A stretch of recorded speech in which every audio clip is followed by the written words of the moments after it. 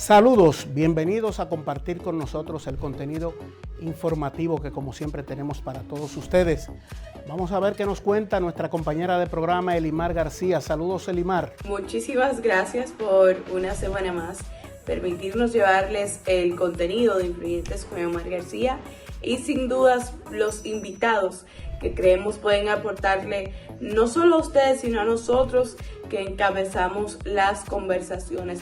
No olviden seguirnos en las redes sociales Influyentes con Elimar García en Instagram y YouTube. Y como siempre digo, no hace falta extenderse mucho, comencemos de una vez. Zacarías Ferreira se convierte en el primer bachatero dominicano en obtener un disco de diamante. Este reconocimiento se otorga a través de The Recording Industry Association of America y se hace merecedor aquel que acumula 10 discos de platino, como es el caso obviamente de Zacarías Ferreira. No solo es un reconocimiento a su carrera, sino también una oportunidad de proyección, como siempre decimos, hacia nuestro país y toda nuestra hermosa música y todo el potencial que tenemos a nivel profesional. Dentro de los méritos de Zacarías están 8 discos de oro, 7 discos de platino, 2 discos triple platino, un disco diamante, un álbum de oro y un álbum de platino. Además, Zacarías recientemente estrenó nueva música, lanzando una nueva bachata bajo su autoría y producción musical que lleva por nombre Mi Corazón, disponible en todas las plataformas digitales y en su canal oficial de YouTube. El cine promete, sí señor. A nuestra reina del merengue, la fabulosa Mili Quesada, le harán un largometraje inspirado en su trayectoria, en su vida, para que sirva de inspiración para todas aquellas personas, esos jóvenes que también quieran dedicarse a la música y vean cómo una mujer tan exitosa tal vez tuvo que pasar por muchísimas cosas antes de llegar hasta la posición que la conocemos hoy en día. Esto se realizará bajo el auspicio de Cervecería Nacional Dominicana, bajo la dirección de Leticia Tonos y también la dirección general de la mismísima Mili Quesada. Claro, ¿quién mejor que estar detrás de contar su propia historia que la misma protagonista, que es nuestra maravillosa reina? La producción promete ser la ventana hacia una serie de proyectos cinematográficos también auspiciados por la empresa cervecera, donde se destacarán trayectorias icónicas y representativas de la dominicanidad. Permitirá conocer los inicios de su carrera junto a sus hermanos en la orquesta Mili, Jocelyn y Los Vecinos, y su ascenso meteórico durante la gloriosa época dorada del merengue de los años 80, que los convertiría en una de las bandas más destacadas del Latin Boom de Nueva York de esta época.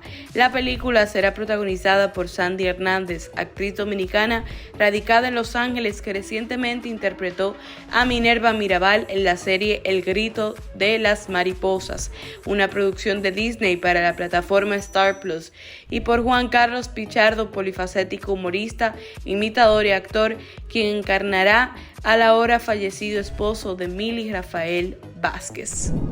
La Dirección General de Impuestos Internos implementará un sistema para prevenir el lavado de activos. ¿Por qué mencionamos esto? Muchas veces como sociedad solemos creer que estas instituciones gubernamentales o privadas, pues se dan en ambos casos, no están cumpliendo con su trabajo, no están haciendo por lo menos lo que les corresponde realizar.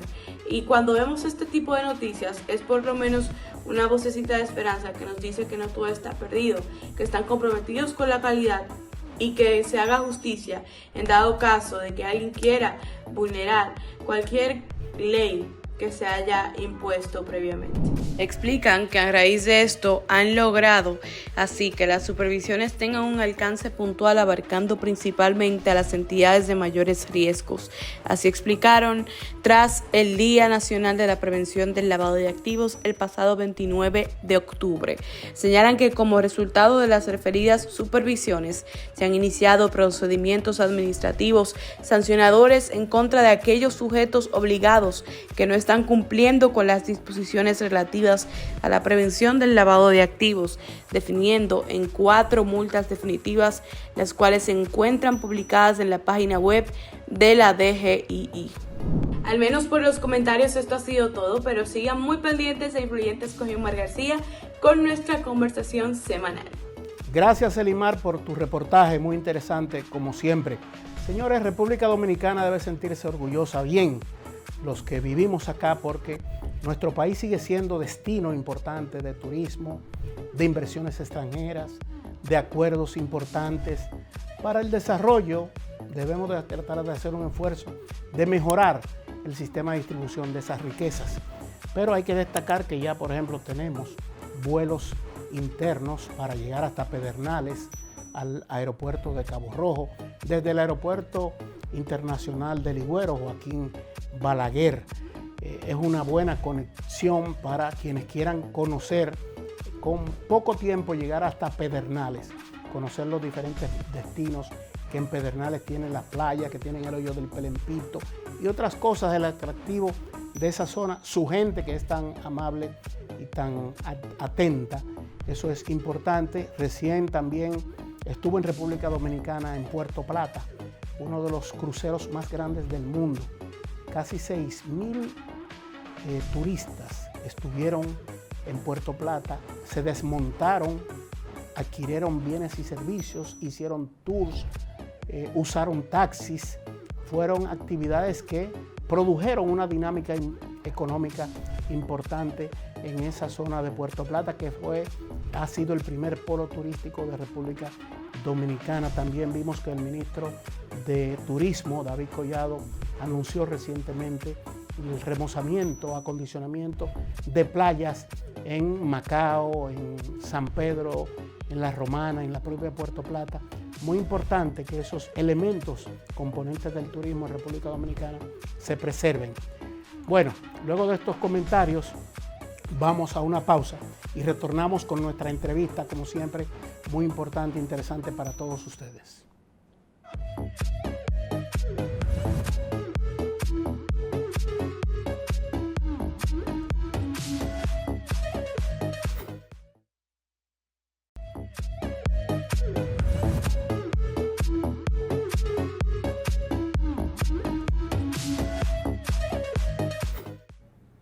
La cultura en toda sociedad es un elemento importante para consolidar la identidad de una nación y hasta para propósitos de desarrollo con la parte económica.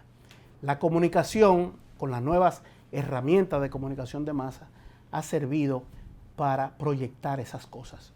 Una de las figuras de la comunicación en República Dominicana, que por su dilatada carrera, muchos años en estas cuestiones, en el periodismo escrito, prensa escrita, en la televisión, en la radio, y que ha sabido hacer el proceso de adaptación a este ecosistema de lo digital. Es Joseph Cáceres, está con nosotros. Saludos, Joseph, ¿cómo estamos? Bien, saludos, Omar. Bueno, contento de estar contigo aquí en este programa tan influyente. Gracias. Joseph, se habla de cultura, se habla de la música, se habla del teatro, se habla de muchas cosas, pero ¿sientes tú que los sectores de poder, la política de Estado, tienen conciencia plena de la importancia de esos componentes culturales, lo valoran y los apoyan en justa dimensión? Pienso que no.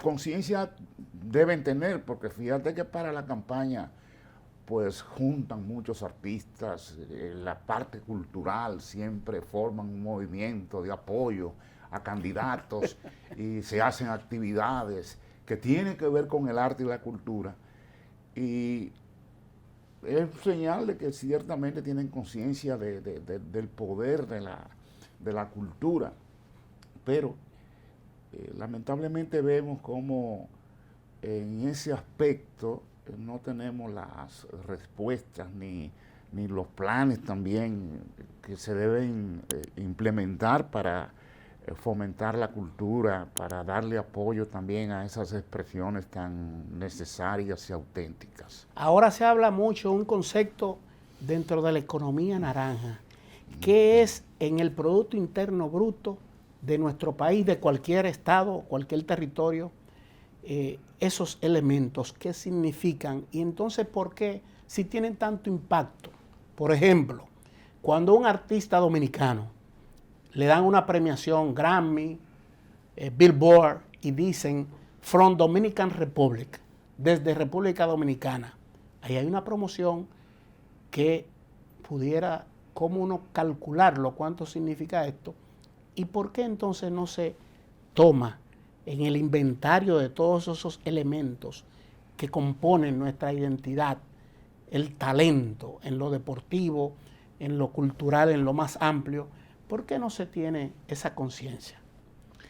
Mira, hay un ejemplo de eso que tú señalas, que se da a diario, si se quiere, cuando uno viaja al extranjero. Y de repente, frente a un conglomerado, uno dice que es dominicano. La respuesta que hay de mucha de esa gente es ¡merengue! Y le hacen a uno hasta el movimiento del merengue. Wilfrido Vargas, sí, Juan Luis Guerra, sí, Romeo Santos. O te menciona un deportista que en el ámbito internacional Sí. se ha destacado. Fíjate cuáles son los elementos que la gente tiene a nivel referencial de lo que es República Dominicana. Nuestro arte, nuestra cultura, lo que pues se ha proyectado. Entonces yo pienso que definitivamente con esos valores que tenemos tan importantes, tan esenciales, se debería aplicar una política de mayor apoyo y desarrollo, de fomento de las artes, de la exposición de nuestra cultura en el ámbito internacional, porque es lo que en definitiva nos confiere identidad, lo que le da singularidad al hecho de ser dominicano. Son esas expresiones auténticas de nuestra cultura. El valor de civilización de una sociedad, de convivencia pacífica, de respeto, manifiesta alegría, todas esas cosas.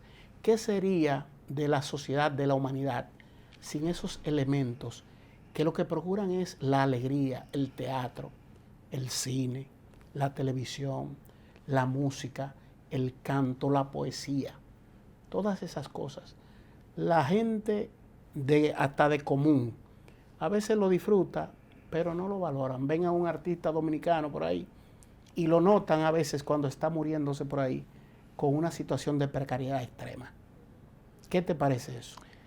Es de lo que apena que hay artistas, figuras que echan la vida exponiendo nuestro arte y en definitiva la valoración que se tiene de ellos, porque también tenemos falencias, tenemos la situación que se da de que los artistas no tienen un sindicato que adecuadamente les proteja, como uno ve que en otras partes del mundo existen. Por ejemplo, en Estados Unidos hay torres de edificios donde se alojan artistas, algunos de ellos hasta que han tenido fama y fortuna y se les protege, los sindicatos tienen esa posibilidad de darle apoyo a sus artistas, porque están organizados. Yo he tenido la oportunidad de estar en escenarios como el Madison Square Garden, el Radio City Music Hall, trabajando en esos escenarios. Y hay que ver cómo el sindicato controla hasta la barra donde se va a servir, se va a vender los candy, donde se va a vender gaseosas. Son con sindicatos que controlan eso. Porque yo recuerdo que inclusive a Félix Cabrera, una señora dominicana, le dijo, pero déjame poner un puesto de venta aquí en el Teatro United Palace, para como el espectáculo es dedicado a los dominicanos, el concierto que hay es de dominicanos, qué bueno que una dominicana puede estar pues aquí también vendiendo los productos que va a consumir la gente. Y Félix le dijo, no, el sindicato que maneja ese tipo de establecimiento no me lo permite. Fíjate qué nivel de organización y de protección tienen ellos mismos. Y refiero esto a propósito de lo que tú dices, de esa falta de apoyo que hay para las artes, pero también debemos decir que los mismos artistas no se protegen, ni defienden sus derechos ni procuran también la cuota de apoyo que requieren del Estado. Aquí no hay sindicatos propiamente, está Mucama, pero no tiene una incidencia notable dentro del mismo sector. La Asociación de Músicos, Cantantes y Bailarines. Y bailarines. Recuerdo aquel legendario quijotesca Guillermo Lacrepó. Que era quien cobraba las cuotas, sí. Ay, cuánto trabajo pasó ese hombre. De noche, andando a pie inclusive, cobrando la cuota que antes tenían que pagar los establecimientos para la cuota de Amucaba. Guillermo Lacrepó merece hasta una película. Es un Ciertamente, personaje, sí, es sí, una leyenda. sí, sí. El que conoce su vida, yo no sé Era si hay alguna músico. biografía de Era él. músico, sí. No hay algo sobre él. Cierto. Es una cosa formal. Mi compañera de programa, Elimar García, tiene una pregunta para ti, Joseph. Bien. Qué grato que haya aceptado nuestra invitación a Influyentes con Elimar García. Y quisiera preguntarle su opinión de lo siguiente. Es lógico que ya ha cambiado un poquito toda la dinámica del periodismo o los intereses en torno a él. ¿A qué me refiero?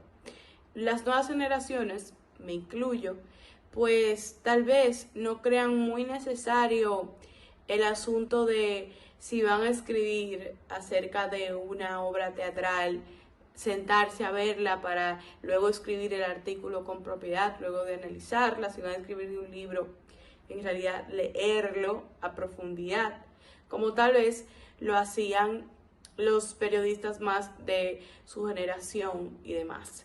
¿Qué tanto usted tuvo que implementar esto en su carrera? Tanta seriedad, tanta entrega, porque 50 años se dice fácil, pero precisamente me imagino que tuvo que hacer falta muchas páginas para la izquierda para lograr esta vigencia y esta credibilidad que ha logrado obtener durante los años. Cuéntenos un poco sobre esto. Bien. Fíjate, cuando yo solicité trabajo en el periódico El Nacional en marzo de 1973, Freddy Gatón Arce, el poeta, era el director del periódico. Yo llegaba de las bellas artes, de haber hecho estudios de teatro, de haber desarrollado también teatro con Nuevo Teatro, con Actores Unidos y una serie de agrupaciones musicales con el teatro universitario. Pues. Inclusive yo dirigía el grupo y estuvimos haciendo teatro en Colombia, en Estados Unidos. Y voy yo tratando de accesar al periódico El Nacional y lo que me reciben es con el señalamiento de que, mira, nosotros sabemos que tú conoces de teatro, pero no queremos propiamente que tú nos escribas de teatro, sino del arte popular. Hay un músico, hay un artista que se llama Johnny Ventura, que ahora mismo está sonando en toda la radio y tiene una gran popularidad. Yo quiero que tú me le hagas una entrevista a Johnny Ventura. Y a partir de lo que resulte de esa entrevista a Johnny Ventura, te podemos dejar aquí en el periódico. Esa será tu prueba. Nombrado. Sí. Yo me fui al Club de la Manicera, que estaba en la Máximo Gómez, el local de la Manicera, y Johnny Ventura estaba amenizando un baile. La Sociedad Industrial Dominicana. Sí. Estaba amenizando un baile, un pasadía, que empezaban al mediodía a tocar. Ahí yo, dentro de los 4 sets que eran los bailes antes, ahora hacen un solo set en los bailes. Sí. Antes eran 4 sets con sus pausas. Yo aproveché uno de los intersets en medio de uno de los sets y entrevisté a Johnny Ventura, que fue cuando estaba pegado en esa época el tabaco. El tabaco es fuerte, pero hay que fumárselo.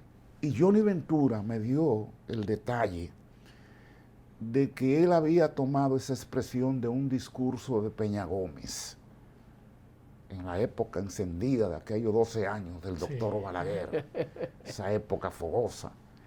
Y yo tomé eso, que nadie lo sabía, y lo redacto dentro de la entrevista que le hice a Johnny Ventura, y en el periódico lo vieron fabuloso, encabezaron, titularon con eso y me dieron un despliegue a 5 columnas de que el tabaco es fuerte, pero había que fumarlo. En la portada del periódico. Sí, entonces en la página interior, el desarrollo. Eso me permitió a mí la entrada al periódico El Nacional. Yo digo que yo entré al periódico, a la comunicación de arte, montado en un caballo. 25 años después de tu llegada al periódico El Nacional, llega un no tan joven, pero sí joven periodista llamado Geomar García, un servidor. Hemos tenido el privilegio, yo más que tú, de compartir lugares de trabajo con el periódico El Nacional.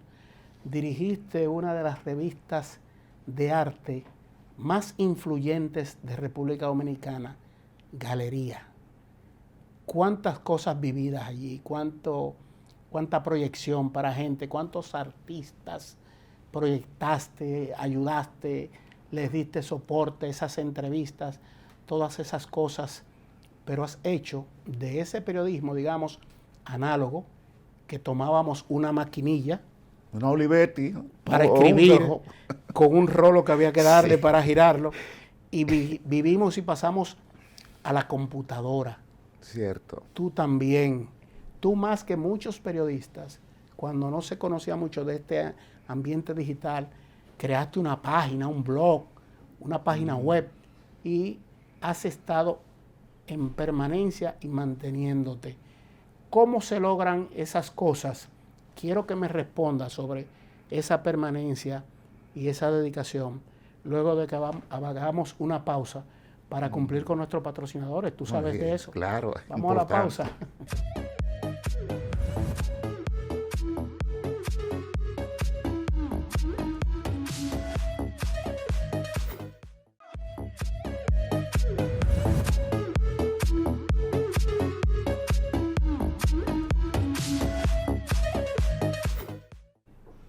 Estados Unidos, eso que conocen como el Gran Imperio, no solo lo es por su fortaleza militar, por su influencia de la economía, por los medios de comunicación que penetran, lo es también porque cada uno de los personajes, y somos, recordemos, las sociedades, la suma de cada individuo, personajes que han gravitado y han influido, se le hacen libros, biografías, películas. A mi modo de ver, a quien entrevisto hoy, tengo el placer de entrevistar, es una de esas personas que ha construido esta historia que República Dominicana, hoy tenemos brillo internacional por todos esos artistas, ese Johnny Ventura con el que su primera entrevista en el periódico El Nacional, pues le permitió entrar a ese gran mundo de los medios de comunicación de masa. Joseph Cáceres, ¿cómo se hace el tránsito del mundo análogo? Somos inmigrantes digitales, no nativos digitales.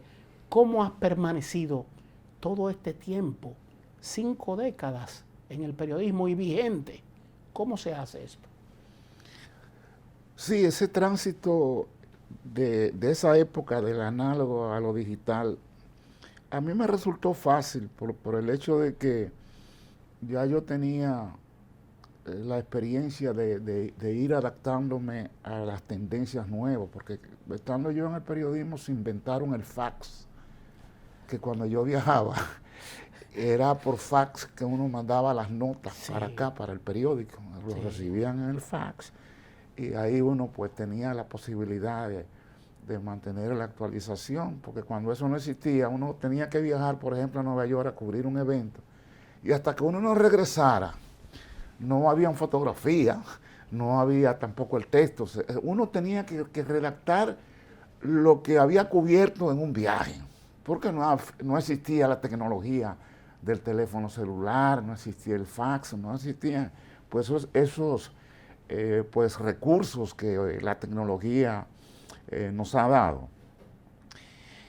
Ese tránsito teniendo también en esa época yo recuerdo que uno también escribía por telefax. Era un sistema que había en Nueva York, la redacción del periódico pues El Nacional en Nueva York, permitía que si uno viajaba allá, yendo a la redacción por telefax, pues podía hacer su nota.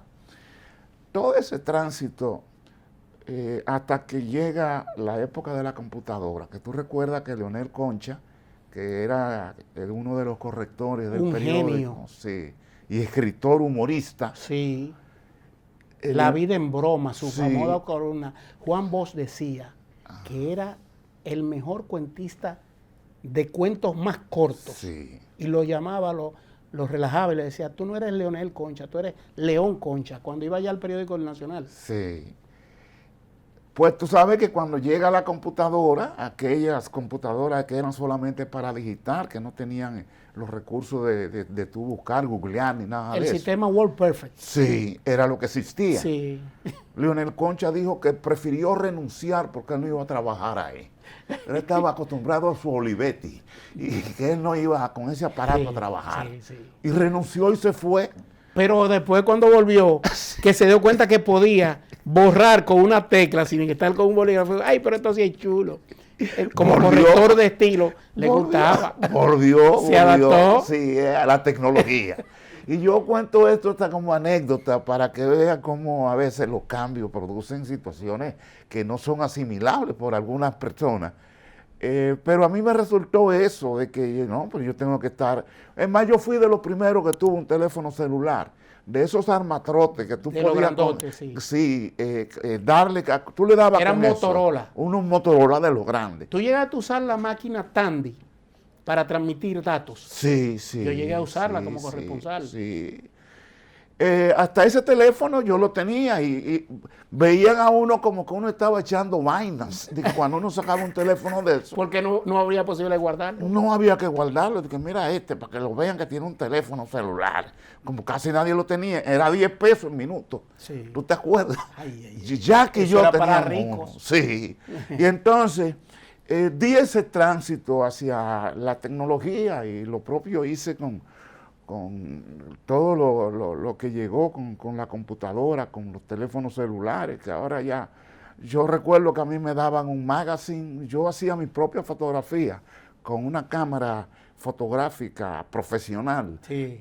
Entonces a uno le llenaban los rollitos allá, los magazines. Los rebobinaban. Los rebobinaban, te ponían películas Sí. para que material de consumo, para tú hacer tu trabajo. Y José Vinicio Grau o su padre. sí, que eran la gente que estaba en ese departamento de Sí. fotografía y materiales. Pero luego cuando llegó esto, imagínate tú, lo que ha significado esto, que tú estás en medio de un espectáculo y puedes desde ahí mismo postear lo que está sucediendo. O transmitir en video en Transmitir, tiempo real. pero la gente también. Sí. Tú estás compitiendo ahora con la gente que todo el mundo es reportero. Tú no puedes decir que está medio lleno. No, la gente te hace una fílmica y sube un video donde se ve que el lugar está lleno. Pero hay un valor todavía Ajá. que lo tienes, que si lo dice Joseph Cáceres, lo buscan para confirmar si es verdad lo que están No, diciendo. eso sí, porque tú sabes cómo están llenos de las redes sociales. Hasta periódicos han puesto a publicar sandeces, cosas falsas. El fake news, muchas cosas. Elimar García tiene otra pregunta para ti, vamos a ver. Si le pusieran a elegir en hablar de un solo tema durante todo lo que le quede de vida, de carrera, ya sea de salud, político, farándula, ¿qué elegiría? ¿Qué disfruta más? ¿Con qué se identifica más hablando? No, definitivamente del arte, que es lo que he abrazado toda mi vida. Definitivamente yo domino muchas otras pues actividades, ambientes y temas, porque uno tiene que tener una cosmovisión. Si uno comunica, aunque sea de arte, tú tienes que tener elementos referenciales que definan lo que el carácter con el que tú asumes, porque hasta para si un artista asume una posición política como existía antes, por ejemplo, aquel movimiento, aquel espectáculo de 7 días con el pueblo, o los artistas que asumían pues la nueva canción con temas que tenían que vinculados con lo social y político, uno tenía que también tener referencia de por qué Sonia Silvestre grababa un tema de Pablo Milanés, por qué Ramón Leonardo hizo una canción a Francisco Alberto Camaño, y todos esos temas que predominaban en el ambiente, que fueron parte también de las vivencias de aquellos tiempos. ¿Estuviste preso, José? A mí me apresaron, pero fue cuando regresamos de Colombia, donde participamos en el segundo Festival Latinoamericano de Teatro Universitario, con el Teatro Universitario. Represión contra el arte. Fuimos a presentar la obra San Juan de la Maguana. Se le tuvo que pedir permiso a la secretaria de Educación, que era Tata Bautista, Gracia Bautista, sí, de Suárez. Intentaron secuestrarla a ella, ¿recuerdas? Sí, en una ocasión, sí. Una figura vinculada al medio. Sí. Entonces, cuando fuimos a San Juan de la Maguana, algunos muchachos de pueblos cercanos, de las matas de Farfán, le prestamos las guaguas universitarias. O sea, nosotros viajábamos a San Juan en esos autobuses azules, Bluebird, que había anteriormente en la UAS, que había transporte universitario, que iban a todos los barrios a recoger estudiantes. Sí. Pues viajamos en tres autobuses para San Juan de la Maguana, y se lo prestamos a unos a unos muchachos personas que habían ido de San José de las Matas, perdón, de Ocoa. De la mata de Farfán. De la mata de Farfán. Para que retornaran al pueblo a esas personas que fueron a ver la obra. Y entonces cuando pasaron frente al cuartel de la policía, gritaron consigna en contra del gobierno de Balaguer. Pues apresaron la guagua, metieron preso a todos los que iban a la guagua y nos fueron a buscar a nosotros. Más de 200 personas de la universidad, entre artistas, profesores universitarios que andaban con nosotros, el grupo de teatro, pues nos metieron ahí en San Juan durante 2 días, estuvimos presos, fue en fin de semana, y el lunes, cuando se conoció la noticia aquí, hubo movilización en la universidad y hasta quemaron vehículos pidiendo la libertad para nosotros. Nos pasaron juicio, nos condenaron a $1 peso simbólicamente para aplicarle una condena, a $1 peso simbólicamente. Esa fue la condena. Fue la única vez que yo estuve preso. Remuneración, Joseph. ¿Antes pagaban mejor o ahora es mejor la remuneración para un comunicador? Mira, yo te diría que siempre el oficio periodístico no ha sido de alguna manera lo justamente remunerado, con excepción de los programas de opinión. Naturalmente hay programas de opinión donde se remunera, se le paga a los comunicadores de una manera, yo digo, que diferente a la de estar en una redacción de periódico.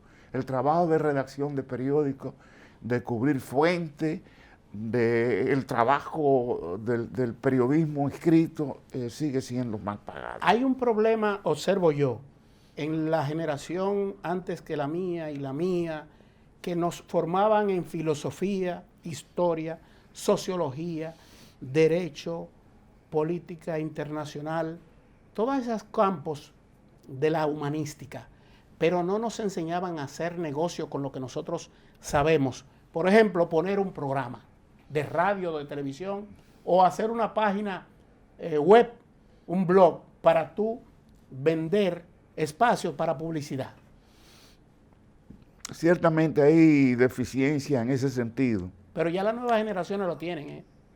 Yo tuve por mucho tiempo el programa Arte Nacional en radio, inclusive una cadena nacional que tenía 5 estaciones de radio, que tenía la misma cobertura que los noticiarios de la época, de Radio Mil Informando y de Notitiempo, por citarte 2, que eran cadenas también para dar las noticias. Yo llegué a tener 5 emisoras de radio encadenadas a nivel nacional. Y por mucho tiempo me mantuve haciendo periodismo radial de esa manera, gerenciando el proyecto. ¿Qué te digo? Las cosas han cambiado mucho hoy día, pero fíjate cómo predominan las emisoras de radio de mayor sintonía, la de mayor popularidad y la que comercialmente son más rentables, son las que están dedicadas a la información. Y los comentarios, a la gente le gusta escuchar la opinión. Los programas de opinión que hay en la radio. Tú has visto cómo son los que tienen el mayor número de sintonía. Ya no es la música. La música la gente te la puede oír hasta por aplicaciones de esas digitales que hay, esos sistemas de música que tú no tienes que esperar que un locutor te ponga un disco. Esos programas de que pídalo y escúchelo mañana. Sí, de que complaciendo peticiones a ese que está sonando. Ya eso se fue. ¿Por qué? Porque la gente tiene ya aplicaciones que te permiten a ti tener la música que tú quieres y hacer compendio, además de una producción de un artista específico, tú lo encuentras ahí en el mismo teléfono. Una reflexión para cerrar este diálogo tan interesante. El valor de lo ocurrido, ya sea para este espacio de democracia y de libertad, en que el que no vivió alguna situación de dificultad quizás no lo valora actualmente, y ya hasta para hacer fortunas de individuos que en algún talento artístico, musical, vocal, de cualquier tipo, hoy están disfrutando de estos espacios que fueron construidos, los cimientos, con gente como tú. Mira, aquí la memoria histórica, yo digo que no ha sido tan bien preservada, con excepción de algunos programas. Por ejemplo, el Show del Mediodía tiene todo un archivo valioso de lo que fue el arte en los últimos tiempos en República Dominicana. Pudo haberla tenido la radio y televisión dominicana y sustrajeron los mejores archivos que aquí había de la era de Trujillo, que ellos lo tenían en fílmicas, pues lo canalizaron, lo vendieron. De ahí fue que surgieron luego producciones como El Poder del Jefe, pero eran de los mismos archivos del Canal 4 que los vendieron. Y entonces tú te encuentras fuera del país con archivos de la era de Trujillo que lo tienen personas fuera. Es más, a Angelita Trujillo le vendieron parte de esos archivos. Una de las mejores colecciones de fílmica de la era de Trujillo la tiene la hija de Trujillo, Angelita Trujillo. ¿Y quién se la dio? ¿Quién se la facilitó? Bueno, se habló de Salomón Sanz en su momento. Pero el que manejaba los archivos de la televisora estatal, como se dice popularmente, carnicerió eso y lo vendió. Y ahora tú encuentras que el canal estatal no tiene esa documentación tan importante de lo que es la historia dominicana en gráfica como era precisamente este archivo. Joseph, te agradezco sobremanera que hayas tenido la gentileza de venir a dialogar con nosotros acá en el programa. Sabes que tenemos una relación de amistad y de aprecio mutuo que permanecerá. Creo que sí. Muchas gracias, de verdad. Gracias a ti, porque realmente es importante también recrear parte de las vivencias y de la historia misma. Gracias a ustedes. Muchas gracias. Nos vemos en otra entrega de Influyentes con Geomar García.